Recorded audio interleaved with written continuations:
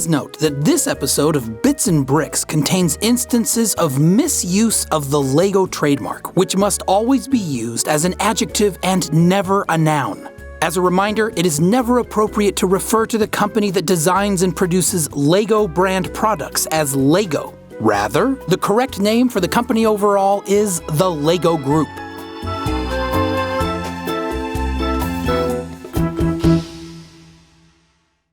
I hope that was severe enough. Was it severe enough? Yeah, that was great, Ben. We got it. All right. On with the show.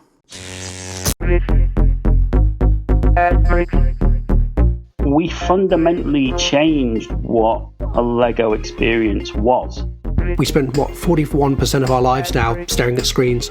And so all of that groundwork that LEGO has done in spending the time and energies on these innovations, the ones that worked, the ones that didn't, is going to pay off in the long run. I was led to believe there is a vault at LEGO that has everything in it. When we shut everything down and left the offices, we sent them all the prototypes, the code to date and all of that. They also got a jar of pig's feet. I don't know if they realized that what? as well. Bits and Bricks. Welcome to Bits and Bricks, a podcast about all things LEGO games. I'm Ethan Vincent. And I'm Brian Crecente. Together, we look back at the rich 25-year history of LEGO games, chat with early developers as well as seasoned studios who have all tackled the creation of video games for one of the most popular and respected toy companies in the world, the LEGO Group.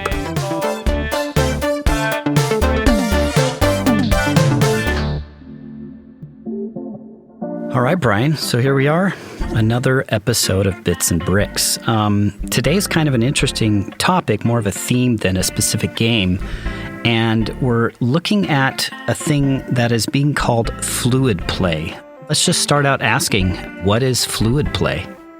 So yeah, fluid play is, I guess it's the most recent take on a phrase that has been evolving since the 90s. I guess you could trace it back to something called smart toys. And then there were things like Toys to Life and game-enabled toys. And then the LEGO Group came up with this idea of one reality, and eventually that became fluid play. But I think the best way to maybe explain what all of that is to actually quote the LEGO Group. They put out a report, the LEGO Playwell report in 2018, where they talk a little bit about this. I'm going to read this. It's only 3 paragraphs, but it's very interesting, I think. They said, play is evolving fast. In the space of generations, the way we do it and the places we do it have changed drastically. Today's children were born into new societies with new technologies, new values, and new ways of living and working. Play has been reimagined as a dynamic, overlapping, frictionless experience that brings the real world, imaginary play, and digital experiences together as one.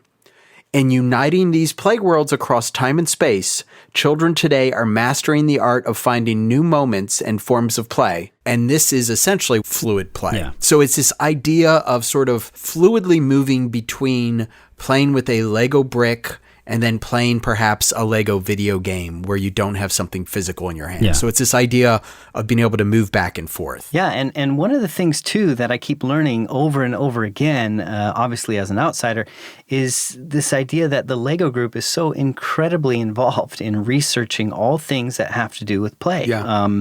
It's not just digital play, but before even digital was a thing, they were studying all the iterations and the different kinds of play that a kid could experience in this physical building world that they were involved in. And so this isn't new for them to examine it thoroughly. And this kind of manifesto you read at the beginning of this very dense philosophical kind of exploration of what it means to, play fluidly with a game-enabled toy. Right. And obviously that's something, you can't just write up in one document over a year. You've got to experience it, through testing, failing, and learning, and getting up again, and, kind of like they had to do at the beginning of their physical toy experience, Yeah, I think this report, the Playwell report, speaks a lot to that. The reality is, in the LEGO Group's mind, and I think it's true, not all play is equal. Yeah. And so that report and a lot of the research the LEGO Group does is about finding good play and augmenting it and highlighting it. And talking about the LEGO Group's history in smart toys, I think you need to go back to the mid to late 90s. This is when they're working a lot with the MIT Media Lab, and specifically in 1997, they soft launched what is essentially Mindstorms and try it out in Chicago. There's a really positive reaction, so positive in fact that they decide to release something called the Barcode Multiset, which was essentially a dump truck with a remote control that you could program. And then it was in 1998 in which the LEGO Group released Mindstorms and Cybermaster, and then it was in 2000 that they came out with something called the MyBot. But I want to go back to 98, and specifically in January 1998, we find the release of Mindstorms, which was obviously a huge hit. But also alongside it was the release of Cybermaster, which was a Technic set. And where Mindstorms was sort of the rocket science equivalent of Lego bricks, Cybermaster was more like the cartoon equivalent. So one had you learning robotics, the other one had you sort of creating these toys that you'd bash together, and it had this sort of fiction tied to it that was very, very much like a video game. The contents of this Cybermaster toolkit from LEGO Technic will transport you and your PC to Technic City, where you'll discover how to build and control your own intelligent machines through your computer. 2 words to remember, 2 machines to build, 2 ways to battle, but only 1 winner. Could that be you?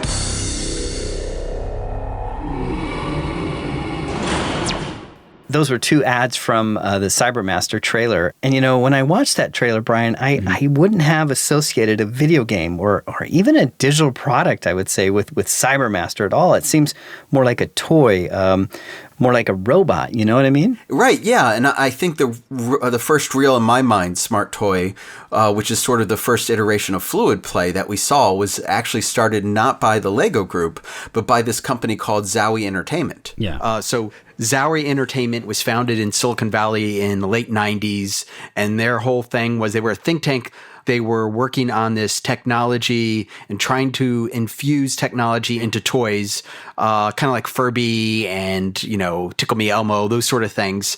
And they came up with this idea of using these chips, these RF chips that could be embedded into a toy, and then they would have like this big plate, and you would take these figurines and move them around, and that would cause an interaction to occur on the computer screen. So you would play physically with the toy, and it would make things happen on the screen. They came out with 2 games. One was Red Beer's Pirate Quest.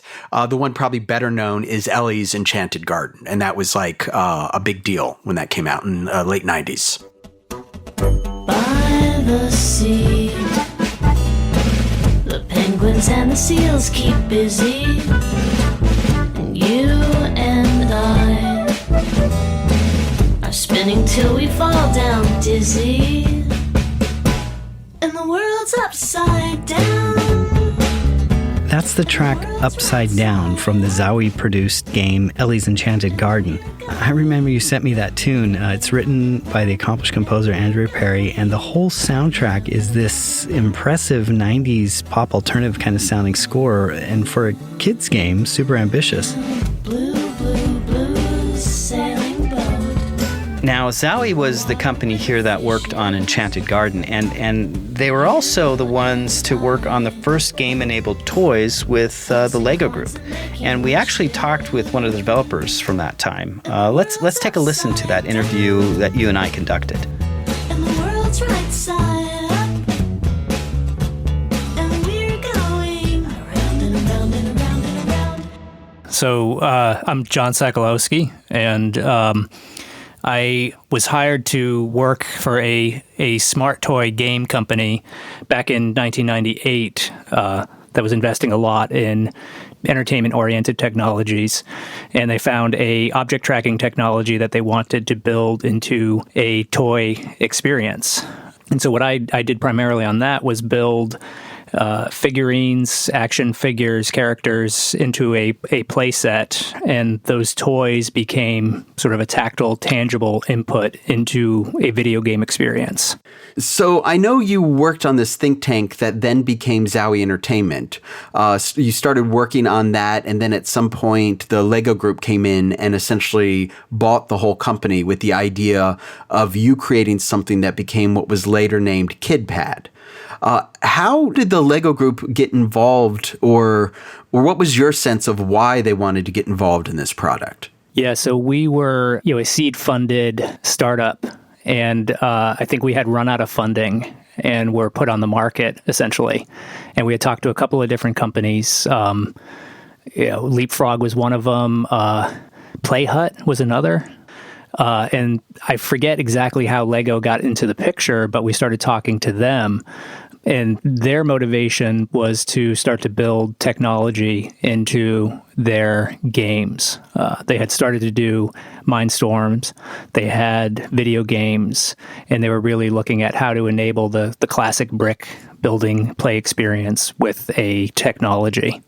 So when you became part of the LEGO Group and started working on the KidPad, what was the vision for what the KidPad was going to be? So the idea is that you would have characters. There was an RF-based object tracking capability in there, and the manipulation of them, the combinations of them, the construction element of it would create different gameplay in the video game experience. And so physically it was was it this tray that had toys that you could move around, or what did it look like physically? Yeah, so I think KidPad is the term for the technology platform, that had the object tracking technology in it and the video game play. And what it had was essentially a tray, a play surface that had an antenna array built into it for tracking the objects that were placed on it. And LEGO Circus or DUPLO Circus was one of the titles that was being developed to run on that platform. There was a very well-known DUPLO Circus playset that had kind of come and gone over the years, and they were planning on bringing that back under this KidPad platform. Do you get a sense of what it was the LEGO Group was hoping to achieve with these? Why they were kind of stepping outside the bounds of just the physical? I think they were pushing, their traditional boundaries in a lot of dimensions. I'd mentioned they're diversifying into theme parks and other areas, lifestyle goods. And I think this was part of that endeavor to be more relevant in the toy market in particular. So being more relevant in the toy market back in the late 90s, what did that entail? I think everything was becoming digitized. More and more technology was making its way into people's daily lives, and the toy industry was perhaps on the vanguard of that. So you had had things like, Furby and Tickle Me Elmo, traditional play experiences that were suddenly much more compelling from a user experience perspective, and maybe perhaps even more so from a market perspective, given those were just runaway successes. And so you'd see a lot of things that were just, we're going to put a chip in this and have it do something it didn't necessarily need to do. In some ways, it could almost short-circuit the play experience. But that was the general trend. Right. So the LEGO Group internally talks a lot about fluid play, which is this idea of teaching children or figuring out a way to get children to play with the physical and also the digital without sort of short-circuiting the experience. Was there a lot of thought about how you could sort of balance those two experiences, or was it more like, a different approach entirely? I would say that was the core of what we were trying to do. The goal was to extend that primary physical experience through the capabilities that the digital would provide and try to do it in a very seamless way. So what were some of those challenges beyond the physical space and the fact that, not a console, so it's not maybe in a living room?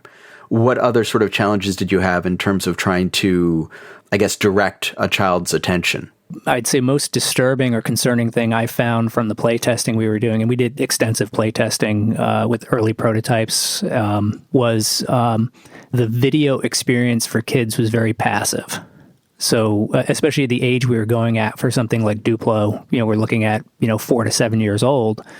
You put them in front of a screen and they just sort of stare at the screen and their jaws go slack and they wait for something to happen. When we would test them with just the toys, the noise level in the room would disturb other people working outside of it, and stuff would get broken because these kids were going crazy playing with these things. And then the minute you hook it up to the computer, it's a totally different, lower energy experience. Wow. So you must have had some thoughts on that. Like, that's, as you said, kind of disturbing on some level. What were you thinking at the time? Well, my first thought was like, oh crap, how is this going to work for kids? Like, how do we support that very dynamic, kinetic, high energy experience? And so I actually went and redesigned some of the games. We couldn't track objects in the air, but we could try to intercept them or predict where they were going to come down. So we created games that leveraged that high amplitude experience as opposed to trying to minimize the movements that the kids could do on the play surface. That was the biggest response. And the other was just kind of vocalizing the concern, not on the project per se, but more on the conceptual approach around, is this the best thing to be doing with an eye towards the kids? Like, are we really helping them improve their play experience, or are we defeating it in a way? Were those conversations you had with the LEGO group? Yeah, definitely, like within the team, and we were part of LEGO at that point, and so we did raise it and try to address it as part of the product development activities. I know this never came out, so I guess my question is twofold. One is, how far along were you, and do you have any idea why and how it was canceled? Oh, yeah. I still have nightmares about this from time to time. Unfortunately, yeah. We were about 3/4 of the way through. So the toys were essentially designed, the hardware had been designed, and we were working on the video game software development. And what had happened was the .com economy in Silicon Valley, where we were based, just sort of blew up.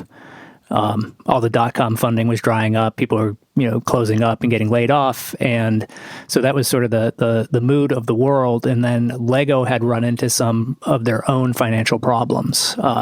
They had, the year or two before, done their first ever property with Star Wars. And it was a huge success. And my understanding is that they had overinvested based on that. So they started planning a bunch of theme parks around the world and launching into all sorts of different product categories beyond just the traditional play space. And they found themselves overextended. And so they went into a cost-cutting mode, and one of those casualties was us. So they shut down our entire group and pulled everything back to Denmark and shelved it. Wow. And how long had you worked on the project when that happened? We were about 1.5 years in. We had stopped working. As Zowie, we had stopped working. We were all being paid to hang around, like not to leave, while the deal was being worked out with LEGO. And then we had started to work on things in advance of the deal being finalized. With the expectation that it would just be a matter of working out details. I guess the follow-up question here, John, would be what happened with all that stuff? And is it on some machine somewhere, or are the prototypes laying around somewhere? Or I was led to believe there is a vault at LEGO that has everything in it. When we shut everything down and left the offices, we sent them all the prototypes and the code to date and all of that. With a few exceptions. And one exception was I got to keep a prototype unit and setup because I said, I need something I can show people for what I've spent the last 2 years doing. And they were amenable to that. They also got a jar of pig's feet. I don't know if they realized that as well. So we got a few minutes for this story. Yes, please.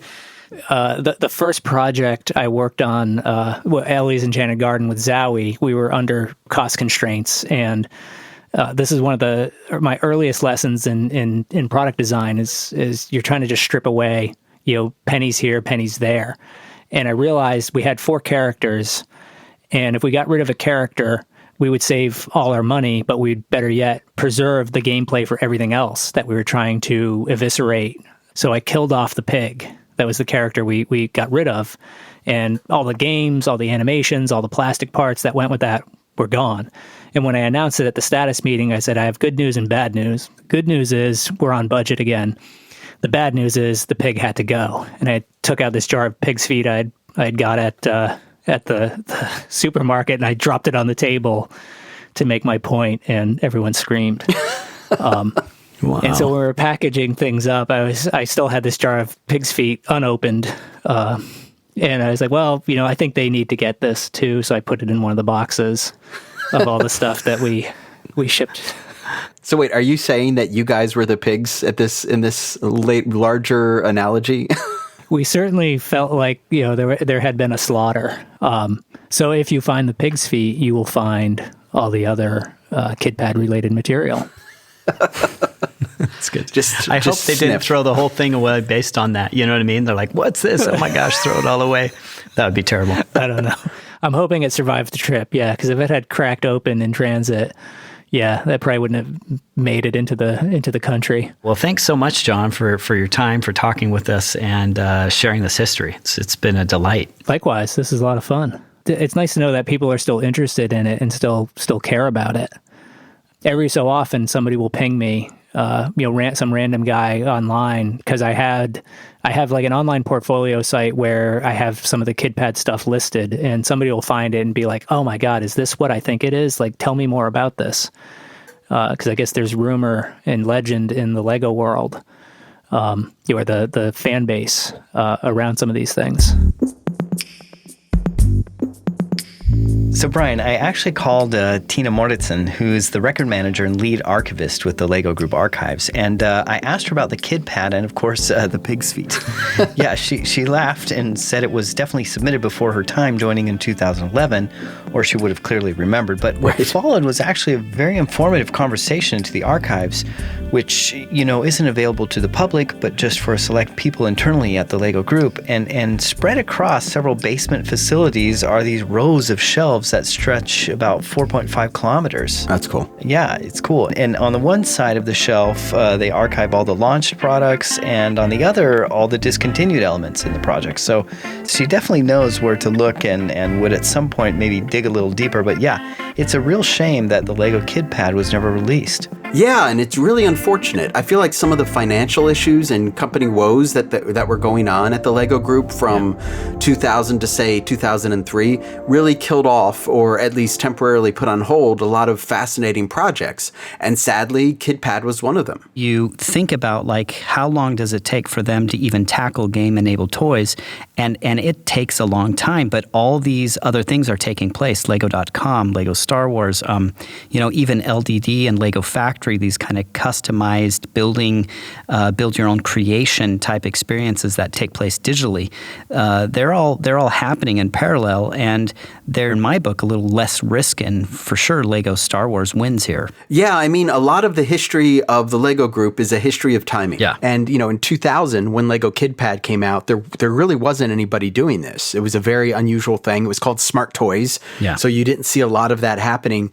And then, fast forward to 2011, and Skylanders blows up. And in Skylanders is essentially, it's exactly what Zowie was doing. Yeah. It's taking, they refined it, but it's taking a figurine, putting a chip in it, having that chip read by a game system, and then playing the game on a system.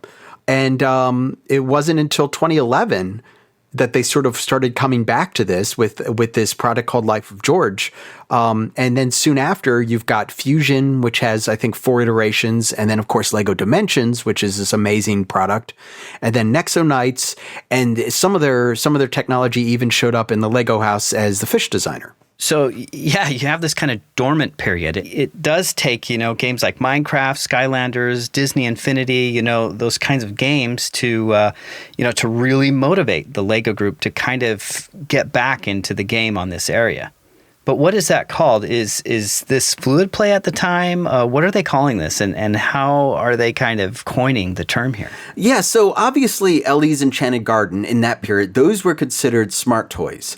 By the time we get to 2011 and 2013 or 2012 to 2013, what the LEGO Group is now talking about is something that they call One Reality. The LEGO Group in August 2012 put together this presentation about One Reality, and this is how they described it. They said One Reality is a balanced integration of virtual and physical LEGO play in which each reality enhances the other. So the idea here is that this is going to be something that will enhance the enjoyment and experience of the physical LEGO brick. So it's sort of digital in service of physical. Hello, welcome to the Life of George. Playing is simple. Just download the app, then take George, the pieces, and the mat out of the box. In single-player mode, the building challenges come from George's own photo albums. The clock starts ticking and you're off. Assemble as fast as you can, then place your creation on the mat. Scan it to get your score. George's photo albums are no joke, so each level includes a ton of challenges for you to build, scan, and score. Build, scan, score! Brian and I were able to talk to Paul Smith-Meyer and Michael Vanting. Paul Smith-Meyer worked at the LEGO Group from 2000 to 2013 as head of the new business group and led the development of Life of George. And Michael Vanting is currently senior marketing manager with the LEGO Group, and we talked to him about his work on Nexo Nights. So Paul, if you could tell me a little bit about how the core conceit of Life of George came about. Yeah, well, I joined LEGO back in 2000, and the first 7 years I worked at LEGO was as a creative director most of the time, and for Creator, LEGO Technic, and LEGO Mindstorms. And then the last 7 years, I was so lucky to build up a new business group. And from there we launched LEGO Architecture, LEGO IDs, LEGO Muji, and also Life for George. And the journey with Life for George really started all the way back to the first project I was on in 2000, which was called KidPad. And what we tried to do there was really to find a way where we could fuse the physical LEGO play with the virtual LEGO play. So fast forward 9 years, and I'm working in new business group. And I meet this Israeli company called IQ in Boston. So what they had was a webcam connected to a laptop, and using this webcam they could recognize Lego bricks. And I was sitting there looking at this. It was really cool as a tech invention, but I was remembering back to KidPad that kids do not play with Lego on a desk in front of a screen. So I pulled up the iPhone and said, hey, this also has a camera. Would it be possible for you guys to do what you're doing with the webcam, but on the phone? And they looked at it, it's like, okay, we can do that. So a few months later, they came back to Billund and showed us what we called at the time Pling.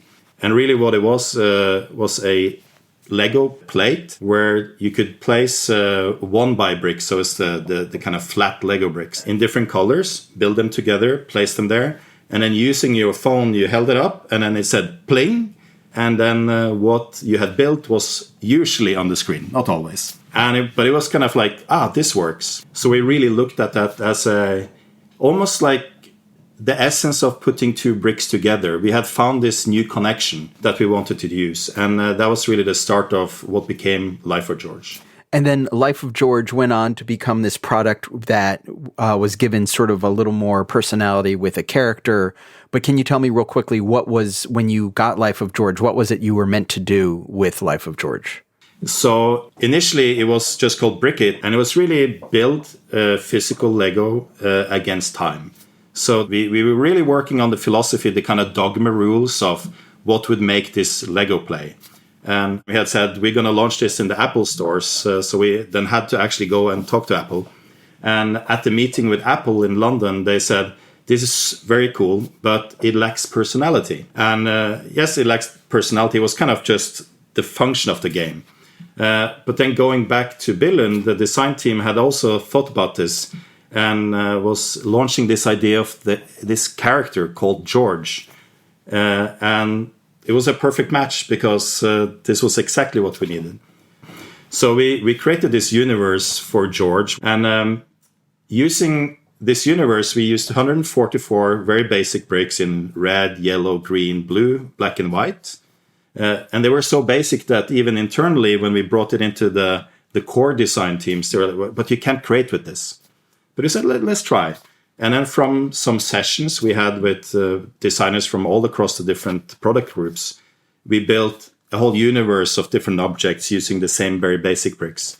And that then became the universe of George. And that was really the start of what we felt. Now we have the core idea. It was a fun universe, but we really want to build on that for more different ways to create with the bricks. Now, real quickly, fast forwarding. So Life of George came out in 2011. Then sort of a 2.0 version of Life of George came out in 2014 called Fusion. And in between that time, there were some other ideas like Fish Tank, which would go on to be an exhibit. And then 2015 saw Dimensions, which was this Toys to Life game that allowed you to use minifigures and put them into a game that you could play. And then 2016 comes and we get Nexonites. And Michael Vanting, I wanted to ask you the same thing about how you got involved with Nexonites and what it was. Well, I joined LEGO around 10 years ago.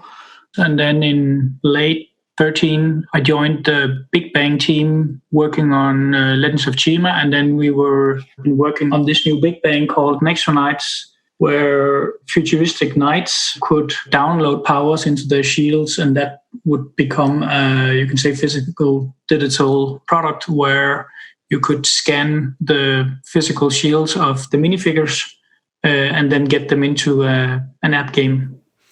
And so what was the reaction? There was some concern at that time with, especially in some markets, that if it was too digital, they wouldn't buy the traditional products. Well, I'm curious, for both of you, was fluid play something that was being discussed at the time? You know, we discussed a lot and there was a lot of debating because we were different teams working with different approaches. So sometimes it was became philosophical. For some, the main driver is to see how can the digital really inspire kids to build more and play more physically. So we looked at this kind of play loop where you created something and then use it in a digital space, and that play would then inspire you to go back physically and play more. And for others, it was more kind of maybe looking at it as a relevance tool to sell more of the product line.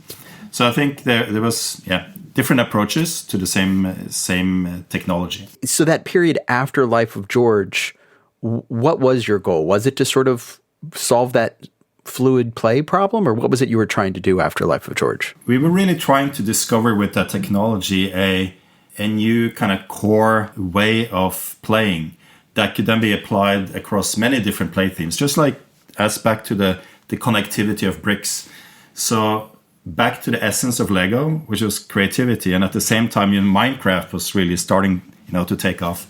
So we looked at Minecraft as the true embodiment of Lego play in the virtual world, and we couldn't really copy that. So we said our benefit is that we have physical bricks. So we actually were experimenting with some ways of playing that you built artifacts that you can import into and shape a Lego 3D world, which was like a Lego Minecraft. That's interesting. What do you think?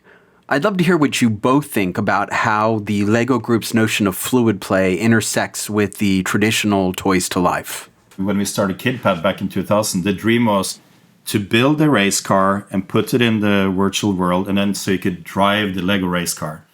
But as we moved on, I think a lot of it will also say, how do we use technology in a smarter way so we inspire kids to build with Lego?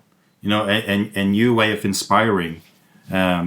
And that was kind of the essence of a lot of the work we did before Fusion. I think when you see something like the new Lego Super Mario, I think this is the closest I've seen on that physical-digital integration, because it inspires you to change your course and rebuild it. And it has this Lego DNA that the more sets you get, the more value you have, the more variety you can do in your world, where the physical suddenly takes its own role and replicating things from the digital world but without trying to compete in a way. And I think the team has done a tremendous job.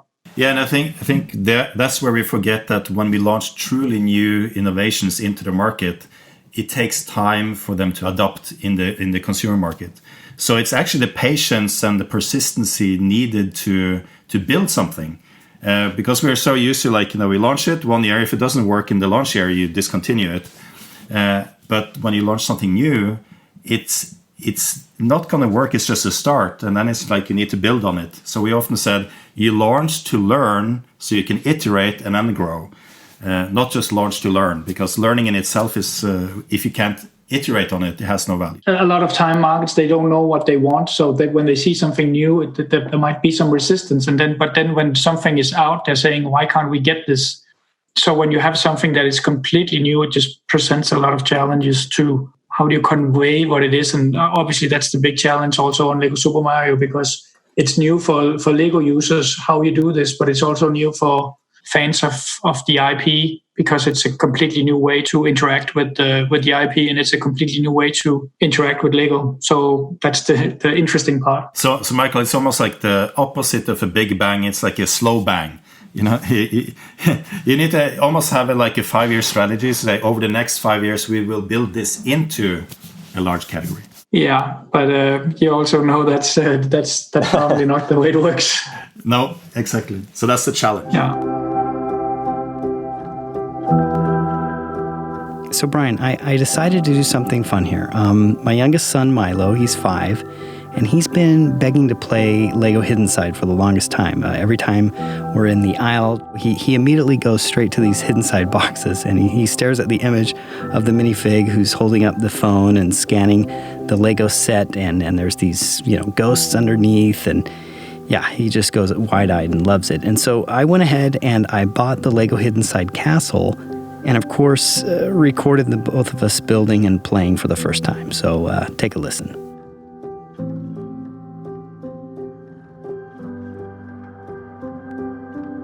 Look how huge. That's so cool. It's huge. I always want to have that one. Is this the one you always wanted? Yeah. That's cool. Now look how old you have to be. How old do you have to be? 9. You have to be 9. That's right. But guess what? How old are you? 5. And have we built sets before that were for older kids? Yeah. Exactly. First you build your set, then you scan the set. Ooh. Then you catch the ghosts. Yeah, how many parts does it have? This has a little over 1,000 parts. I think more than 1,000. All right, so I open this. Oh man, I'm so excited. Here we go. I'm going to start looking for these parts over here. Oopsie. So we unpack all the bricks and are in the middle of setting everything up here. And of course, Milo has no problem at all just playing with the minifigs, with and around the unfinished parts that we're building of the set. And he's just loving it. Inside.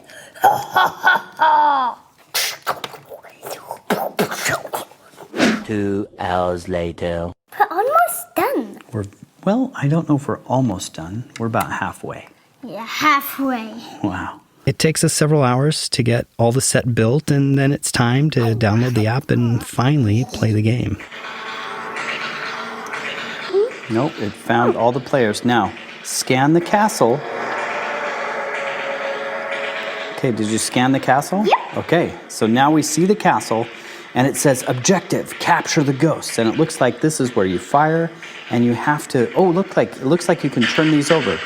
Perfect, let's turn these over. I saw one. You did? I have one too. Whoa, the heat level's getting high. Let's see if I can get behind the castle. There's one right there. Can I shoot him? Yeah, you can. Where is he? You have to look behind the castle. I don't think it's there anymore. Whoa, I'm getting shot at. Whoa, you're getting shot at too. Move out of the way. See if we can find him. Where he goes? We got him.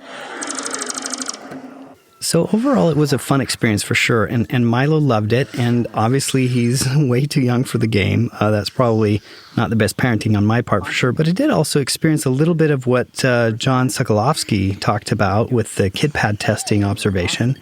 You know, Milo was really glued to the phone, and his interaction with the physical grew more limited too. Again, I know this was mostly an age thing, but when you build sets for 2 to 3 hours with a barrage of sound effects and imaginary fights right next to you, and then you experience this intense kind of like quiet concentration of phone app gameplay, it does kind of illustrate the point. Anyway, later we walked the dog together, and I just asked him a few follow-up questions. Say that again, Milo. What did you notice? I wanna walk with the minifigs. Ugh. And not just with the ghosts? Mm-hmm. With the minifigs too. What do you think about the game? It's cool. What's the funnest part of the game? That you can be a ghost.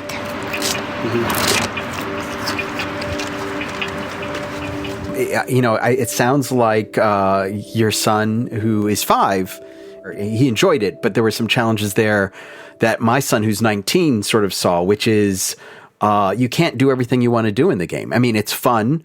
It does a really good job of setting up this augmented reality field and sort of plopping the Lego bricks into it. Yeah. But there's also this lack of interaction that, you know, can be a little frustrating. And I think your son at 5 probably did a much better job of vocalizing that frustration than my son at 19 did. He just sort of rolled his eyes at me. Yeah, well, he has little fits about it, so that's always funny. Yeah. So we fortunately had a chance to talk about a lot of this and about fluid play with Sam Coates, who worked on Hidden Side, and also with Cephas Howard, who has a lot of history working on some of these unusual projects that sort of combine the digital and the physical to create fluid play. My name's Sam Coates. I work at LEGO Creative Play Lab, where we explore the future of play with LEGO bricks. I joined LEGO in the summer of 2016, so I've been here 4 years now. My team are a bunch of hackers who believe that digital functions make new ways to play. So we spend every day hacking new things together and putting them in front of kids to see what works. My name's Cephas Howard. I'm the Chief Play Officer at the Play Institute, and I was formerly the Director for Innovation in Digital Play at LEGO, and leading kind of things in terms of from LEGO Worlds to LEGO Games to VR and AR explorations a few years ago. Cephas, I think your first project was pretty unusual. What was the first thing you worked on at the LEGO Group? We were working on what was called the Growth Driver project, which was to identify what could be a new area, new experience for LEGO to bring out once we'd gone through the crisis, because we were kind of in the back end of the crisis of the 2004 kind of time, and we'd rebuilt a lot of the company, but we expected that we needed something new to reveal once we came out of that. And I developed what was called LEGO Games, which was board games rather than video games, as a result of that. Was there any discussion back then of what is now called fluid play, the idea of shifting between the digital and the physical? The project initially started focusing on the physical, but what we discovered very early on was that the biggest barrier to people accepting new games is the rules. And the rule book is then what we kind of obviously worked on. But what we discovered was that one of the best ways that we could help people with that barrier was to make digital rules. So we made some very early things there, which were digital, almost kind of like mini game experiences, which kids could go online to basically learn how to play the game. And then as we went forward and into things like Fusion and actually some of the stuff later, we worked on basically working together with the two. So, for example, using an iPad or an iPhone with your board game experience, sometimes where they were interdependent and then actually dependent. So there was lots of exploration in that sort of area towards the latter end. And I think I should point out for people not familiar with the games that you made, these board games were made of Lego bricks. So it was still a full Lego brick experience, right? Yes, and that's kind of one of the things that was fun about the different direction that we were proposing at that time, which was that if it was there are board games and there are card games, but if it was a Lego game, then everything needed to be Lego. And one of the ways we demonstrated that early was to make a Lego dice, so that the actual die was also completely as a Lego element rather than like a wooden die or something. So real quickly, just want to transition over to Sam. How early on did you get involved with Hidden Side, or how involved were you with Hidden Side? So I was, I guess, on Hidden Side in its difficult teenage years. I was brought on in the summer of 17. The team had kind of been through lots and lots and lots of different proposals and rejection on new play themes. And they landed on augmented reality ghost hunting. So I came on board then to try and explore what that might mean very, very quickly. We had to find it and develop it and ship it within 2 years, which was a bit of a challenge. So that was my mission. What were some of the, I mean, obviously there's a lot of complexity there, but what were some of the challenges in trying to create I guess, fluid play for what could have been a traditional theme set? I'd say for most of the early concept work, we were just wrestling with the technology. It was mostly marker driven. It was not robust. It didn't work on every device. And it was only really when around the same time as BrickHeadz, when Apple and Google started to produce their platform level AR Core and AR Kit, that we saw the level of stability that we really wanted. But explaining to the business what the hell it was we were making when it looked so bad and it was so unstable and the prototypes all kept falling apart, to a relatively technically illiterate company, that was a challenge. And then the one that we discovered once we got better, and the one that I think still exists, even now Hidden Side's out, was we fundamentally changed what a Lego experience was. And we had to take kids with us, and they didn't automatically come with us. And I think we're still learning how to explain interactive sets and how to explain the play potential when the core product's 80 years old and everybody thinks they know exactly what it is. Then you're changing what it means. So I think that maybe we didn't give enough time and effort to. We were focused on the technology too much, or just the robustness too much. But with hindsight, that's where we should have spent more time.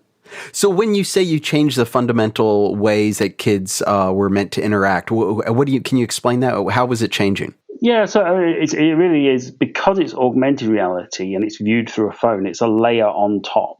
In Hidden Side, we're overlaying the model. We're giving it more meaning. It doesn't just get built and used as a backdrop. There's stuff to do. In the case of the Hidden Side, things to find, things to discover. Not that one is better than the other. It's just kids hadn't needed to play with Lego like that before. Messing around with it's very neat. I love that it is so... It manages to do so much with the model on such a small level in terms of like even being able to see through the model and see some AR in there. But it seems like when you have a blank slate and you know what you want to do, that there are so many possibilities. How did you decide what sort of game modes to have and where to put that AR in the experience? So we had this really helpful thing called the pressure of a deadline. Right. which meant that we were up against the clock continuously on that project. It was late when we started. So really, we prototyped as much as we could, and we pulled out the best set of things that we had so far at the time. And that, frankly, that's how it was done.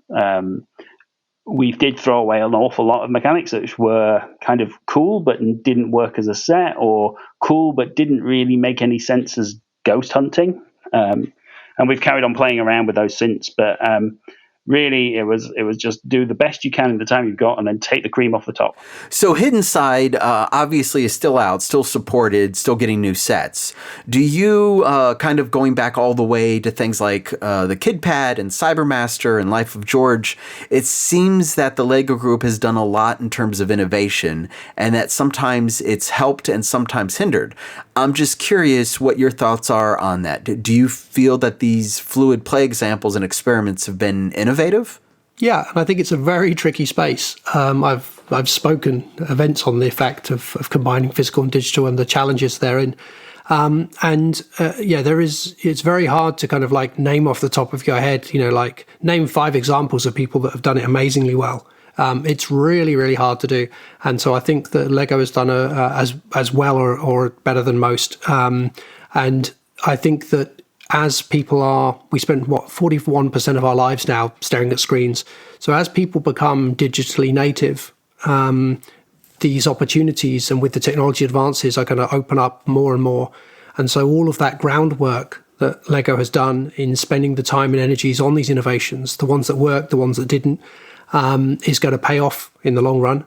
But that's always the challenge with innovation is the timing of things, right? You need the right time, the right experience with the right technology, and people that are ready to adopt it. And so I think that you can never guarantee all of those things. So you have to put things out there, do the best you can on as many of those factors you can control. And then like Skylanders did, sometimes you hit the nose on the head or the nail on the head. And bam, it's in every home. And Sam, what do you think?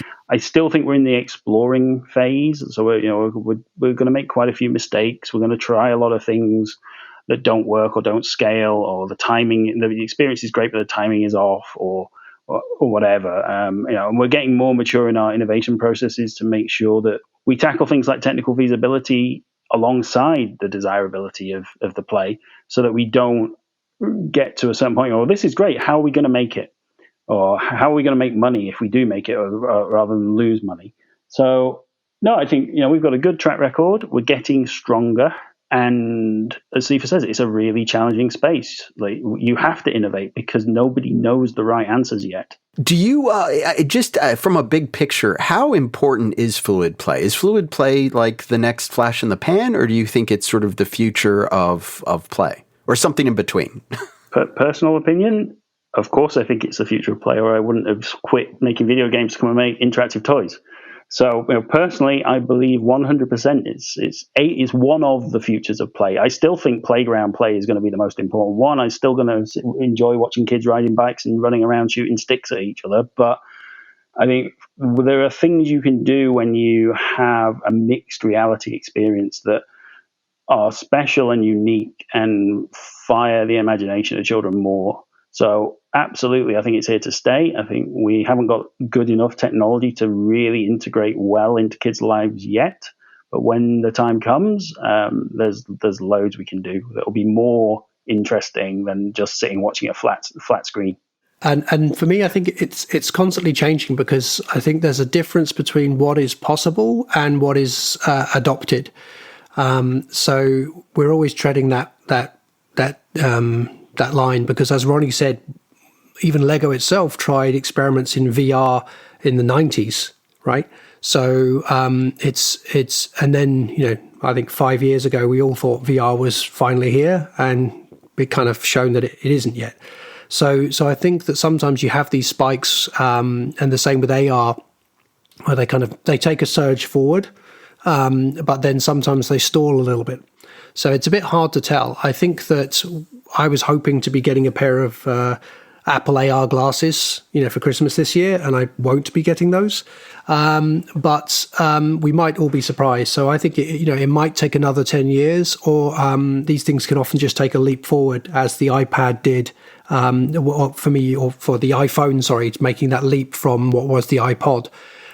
So that's where I think that we can be surprised, and that's what keeps us on our toes. Because yes, it could take another 10 years, but it might actually only take 2 or 3. So I think that's that that edge. And so you don't want to be too early, but you certainly don't want to be 5 years too late. And innovation doesn't go on a nice linear line or even on an S-shaped curve, although it's closer to that. No, it happens in big steps, and one technology enables another when it's technically driven, led innovation. But sometimes it's just the market's ready. Like right now, screen time is probably our biggest concern. If we keep putting too much on screens, parents will not let kids play that long. That's a cultural shift, not a technological shift.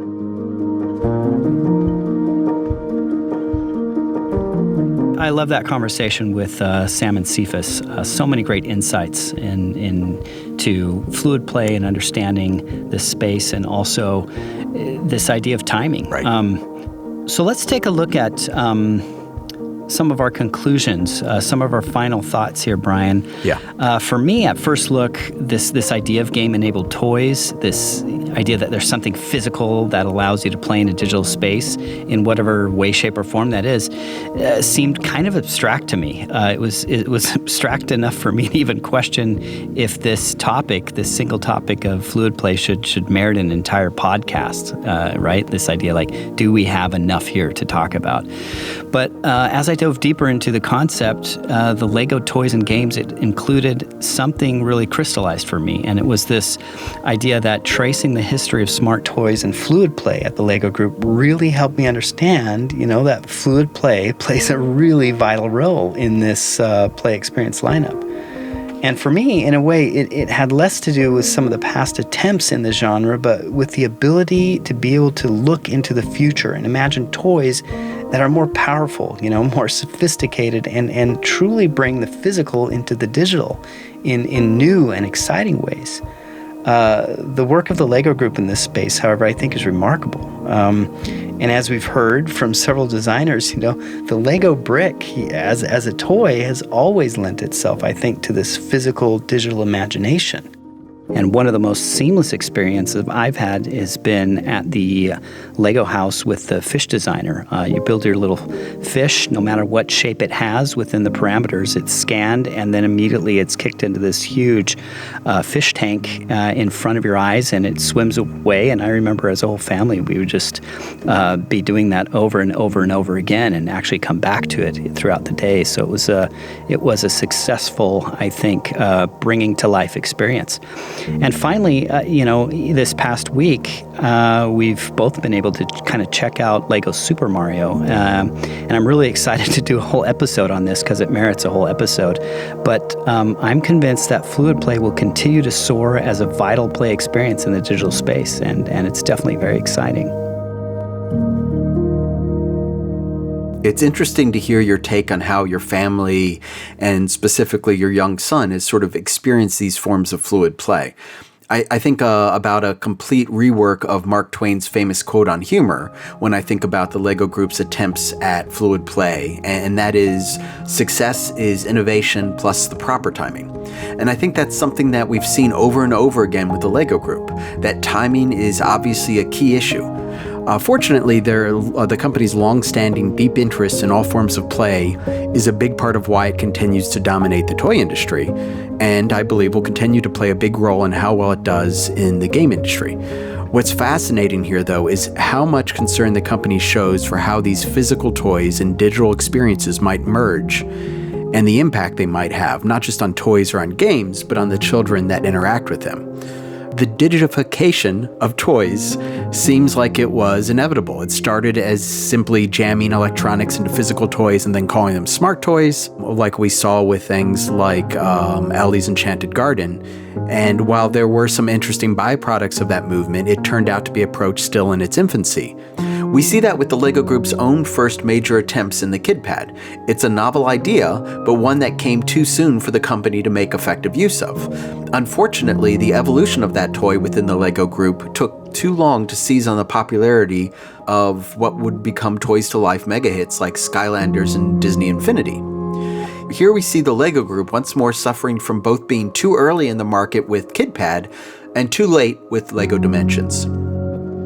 But the company's deep involvement with all forms of play and its continued effort to define and shape how play would evolve meant that the Lego Group persisted and landed first on the notion of one reality, and then most significantly on the concept of fluid play. It's in fluid play that we see a maturation of this concept of the digification of not just toys, but of the Lego Group's ideals within a toy. While Hidden Side still doesn't get everything right in its merging of physical and digital, it moves that effort in the right direction. Lego Mario, on the other hand, finds a way to take the digital and make it physical while still maintaining the unique aspects of both forms of play. Mario may not be the embodiment of fluid play, but it is a major innovative step forward in this emerging form of hybrid interaction.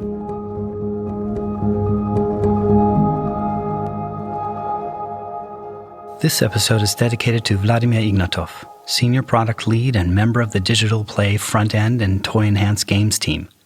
Vlad passed away too early this year. Bits and Bricks is made possible by LEGO Games. Our producer is Ronnie Scherer. Your hosts are Ethan Vincent and Brian Crecente. Episode producing and editing by Ethan Vincent. Writing by Brian Crecente. Original music, sound design, and mixing by Peter Premer. Additional music provided by the Enchanted Gardens soundtrack and Henrik Lindstrand from the award-winning game LEGO Builder's Journey, which you can play on Apple Arcade today. We'd like to thank our participants, John Sokolowski, Paul Smithmeyer, Michael Vanting, Sam Coates, and Cephas Howard. We'd also like to acknowledge the entire LEGO Games team, as well as the great folks at the LEGO Idea House for their support. For questions or comments, write us at bitsandbricks@lego.com. And as always, stay tuned for more episodes of Bits and Bricks.